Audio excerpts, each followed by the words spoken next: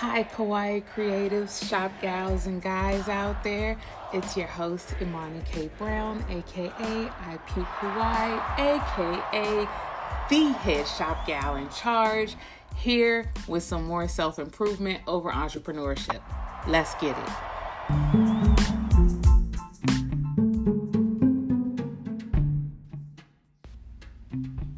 Hi everyone, welcome to Shop Gal, where I'll be sharing more about my real life personal development and self-improvement journey while becoming or embracing being a full-time creative entrepreneur. Wow! We're going to act like we're clapping here, okay? So, look, let me tell you, I downloaded this app and I had a huge inspiration from my homegirl, Bree Law. She is the founder of Quirktastic, the tech company, about actually just having a vlog or some type of document of, what's happening with yourself while going through entrepreneurship. Entrepreneurship is a personal development journey all of its own. So I thought, I kind of took those words to heart and I was like, you know what? You're right. I should probably document this because I stay in my head a lot. I'm always wondering what things look like on the outside. Sometimes I have really, really great messages that I want to share with people, but I'm extremely too shy, too raw to actually share them. And I want to do better in those spaces. So a lot of what I'm doing these days is just to give credit to practice, to give credit to, and to see where I show up and how I show up. I often say I am the doer of the things, and you'll hear me say all the times like, yeah, I do the things. But that's kind of downplaying a lot of great things that I've been able to put into motion for myself. For my own personal development, to get to this point of being a creative entrepreneur. Those things I think deserve some shine. They deserve a safe space so that I can share them. There's this thing, sorry, I also say a lot. There's this thing that happens in community. Actually,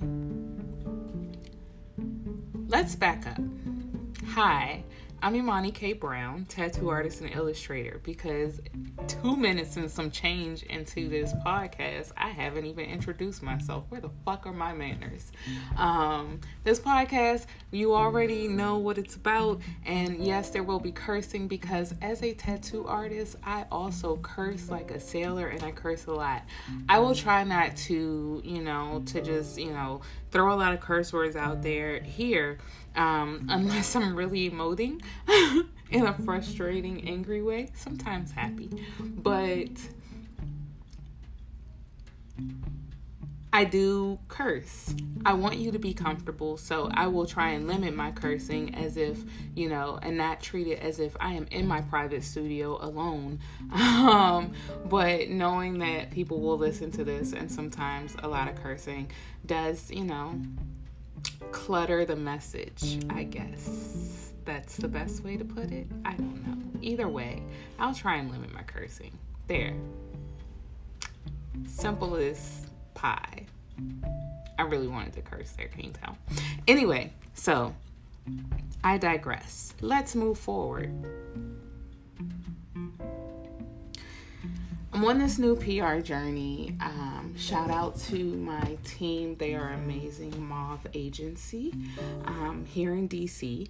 And in helping to get to my why and telling my story, they've asked me a lot of tough questions. And Sometimes I've been left in tears and we've had to cry through them. I've had a whole panic attack with them already, and we're literally only like 2-3 weeks in, maybe. I've done one campaign with them already, and I've already had a whole ass panic attack. Thankfully, it did not scare them away, which I'm very, very grateful for. Like, I can't even express in words how grateful I am for that, because a lot of times emoting as a founder, a CEO, an entrepreneur, shows signs of weakness, or people take them as signs of weakness. And it's not necessarily that, more than, a bitch could just be overwhelmed. I don't know what to tell you. And it's just got to come out. So in that, they've asked me all these questions. A lot of things have sat with me, and I'm using a lot of pen and paper, and I wish you could see it, to see where I'm jotting things down. But it would just be much faster just to kind of shout into the void about how I'm feeling, the things that, that they ask that make me think deeply, all that good stuff. So, that said, we can move forward even more, because in telling my story, 2 questions I get asked a lot, and our new relationship is no different. Question number 1, what is it like being a Black female tattoo artist? Question number 2, what is it like being a Black female tattoo artist tattooing in Japan? So, both of those questions are totally weird to me. Like 1,000% weird. And here's why. I'm 40 years old and I've been Black all my life. I don't remember people being interested in me being Black and being in like elementary school, or what was it like to be Black and go to, college? What was it like to be Black and do so many other things that I just do as a normal person or as a person? A lot of things I see as I'm the doer of the things, and I just happen to be Black, and I just happen to be a female. For me, that's good enough. For other people who need that representation and to see people showing up, that is not fair to them, and that is not good enough. So I need to fucking dig deep to be able to tell my story, so people can understand that you can be the doer of the things, even if you happen to be Black and a female, like those two specifically together. So yeah, that's pretty much where I am. There are giant bubbles flying out of my window, and I'm excited. I kind of want to go outside and see what's happening, and yet here we are. I digress. So, let me tell you what my story is not. I'll tell you that, and then later on I'll come back and I'll tell you a little bit about what my story is. In that, I will also be shouting into the void about other things, and I'll tell you some of those things that I would like to shout into the void about. So yeah, we'll go from there. So what my story is not is, I'm really cautious that I don't want to be, one of the Black people who is beating a dead horse and telling the same story over and over again. I have a Black struggle story of survival, and if you are Black, then you already know some of the basics of this story. I'm Black. I'm a female. I grew up in a single family household. My dad was rarely around and rarely active in my life. My family struggled to make sure that I had everything that I needed to be this amazing human being. And now here I am. There's a lot missing there. But like I said, especially if you're Black, even if you haven't lived it, then you do know different parts of the Black struggle story. But my struggle isn't my actual, it's a part of me. It's a part of my story. It's a part of my journey. It's not me. And I need to make sure that that part stands out in my story. My struggle, my circumstances, I've always been taught that they don't define me. And I could supersede those things. So I've never actually looked at things that most people would see negative. Yes, I grew up in a single family household, but flip that shit. Being in a single family household also helped me to understand in terms of being the entrepreneur I am today and how to make sure I structure things so that if they fall back on me as a single entity, like single individual, how do I carry that load? How do I prepare myself to carry that load? So a lot of things that we would see as negative are a lot of things that I see as what I call my superpowers. Those are the things that have given me the swag that I have today to make it as far as I have today. And that swag, once I'm able to tease out this story, honey, it's going to take me even farther. Yes. So look. My story is not trauma porn. There are traumatic things that happen. Yes, they are unfortunate. However, I do not hold on to them. I don't forget them. Let's be clear. I don't forget them. But I don't hold on to them to where I would lead with them, where the first thing you would hear about is all the things that would make you go, oh my gosh. And in a negative, I feel sorry for you. How can I help you, you poor thing type of way. If you know anything about a lot of strong Black women, the last thing we want is fucking pity. So yeah, so that's where I am. My story is not my trauma. It is not trauma porn. It's also not the stereotypical I came up or I showed up to be a representative of Black people. Yes, representation matters. We've covered that part, and where I am being unfair to my community by hiding. However, that is not the bulk of me. The bulk of me is not my trauma.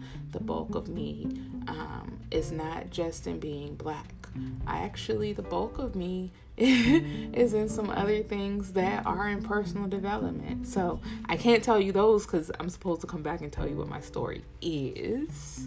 So I'll leave that there. But my story's not my trauma. It's not trauma porn, and I don't want people having those reactions as if they're watching some weird trauma porn. Yeah, that's pretty much all I have to say about that. So now that I know that it's going to be my job going forward to redefine or to define and then redefine my story based on my own Black experience, because there are like a gazillion Black experiences out there, like a gazillion. The same way there are a lot of entrepreneurship experiences out there. There are a lot of integration relationships out there. There are a lot of, experiences in terms of working in the workforce out there. There are a lot of experiences in a lot of things. I have a lot of experience in being Black. I have a lot of experience in tattooing. But more than anything, I have a lot of experience in leading with my heart and letting logic follow. I have a lot of experience in flipping the coin to look at the other side. So one side is going to be trauma and the other side is going to be healing. And I want to look at that side of the coin. So eventually, when we get to what my story is, we'll start talking about that stuff. Now look, so I'm really excited about this space. It's going to be my safe space. There are voice messages on. Please, I'm an artist and I'm sensitive about my type shit. And I mean that wholly. Even though Erykah Badu is the one who said it, I think she spoke for a whole lot of artists. So I want to make sure that this space isn't just safe for us to talk, but more than anything, it is safe for me to actually emote here. Being a tattoo artist, a female one at that, and being in such a harsh environment, a lot of times being an entrepreneur and being the captain of my own ship. And let's not forget, I'm a Black female. Jesus Christ. So all of these rhetorics around being the strong Black female, for a lot of reasons, being strong in, entrepreneurship, being strong in X, Y, and Z. Part of my journey is actually discovering the soft side of me, my softness, their strength and femininity. And that's what I want to, that's where I want to see myself going forward. So in that, I'm really, really excited to make sure that this safe is space for me, so that way I can actually explore, my soft side. Yes, there will probably be a lot of emoting in the harsher sense to get there. And I hope you'll also join me for that part of the journey. It won't always be cute. It won't always be extra pink, but it is what it is. So I do hope you'll join me for that part of the journey, and just being able to go forward while looking back, Sankofaing my life to get the tools to, to build my future the way I see fit.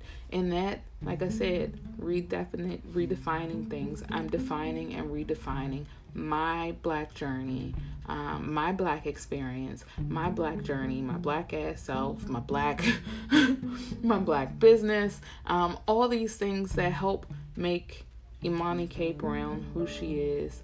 I would like to look at them, and I would like to define and redefine them in terms of how they actually benefit me, and how a lot of these things are takeaways that could benefit you in your own personal development journey and all that good stuff.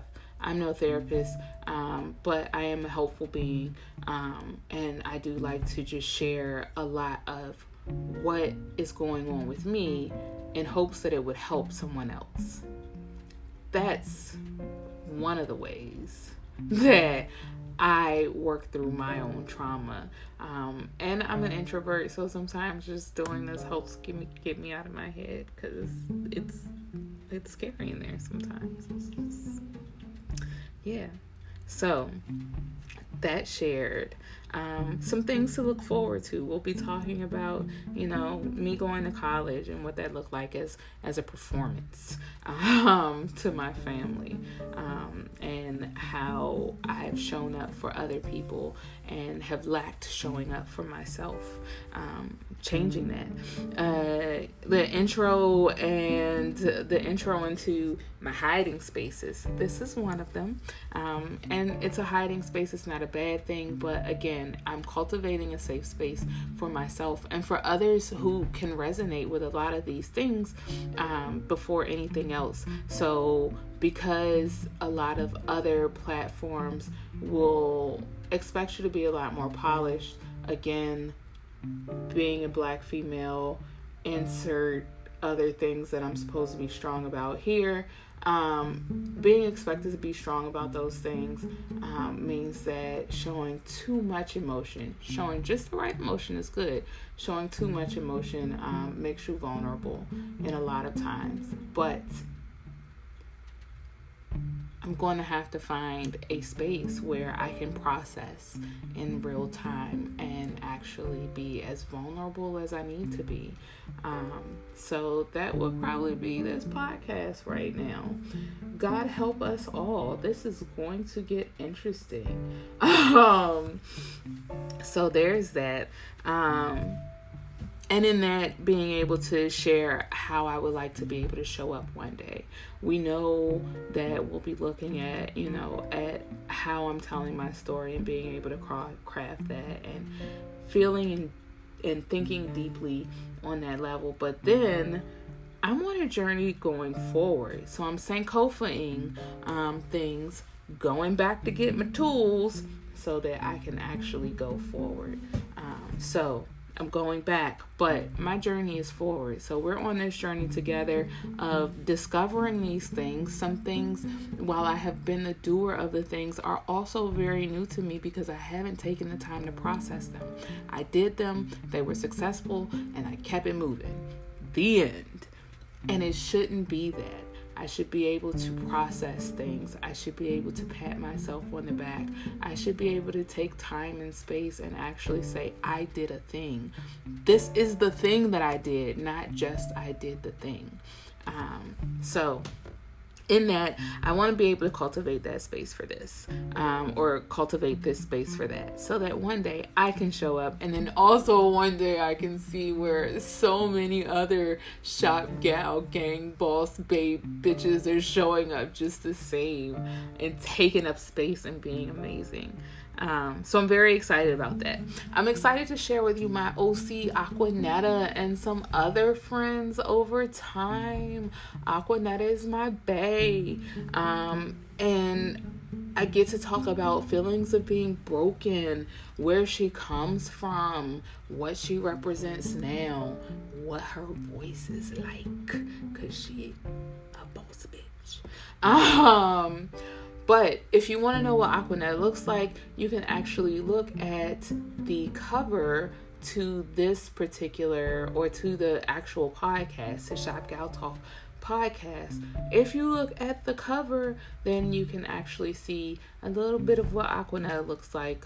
That would be her main image. But I can't wait to share that. I also can't wait to share about building my brand from DC to Japan. Consequently, Japan is where I've actually found a lot of myself.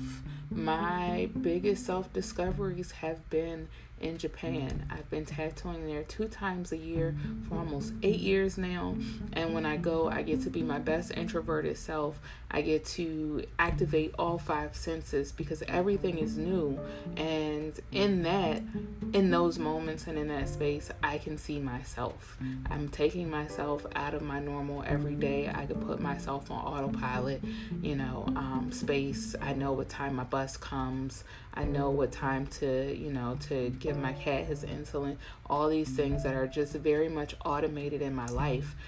And to be able to go into something where, I have to learn new things. I have to explore new things. I have to be open to new things, to be able to be inspired, to be able to find those things that actually resonate with me, and then bring those things back with me and inject them into my life, into my business, into my friendships, into whatever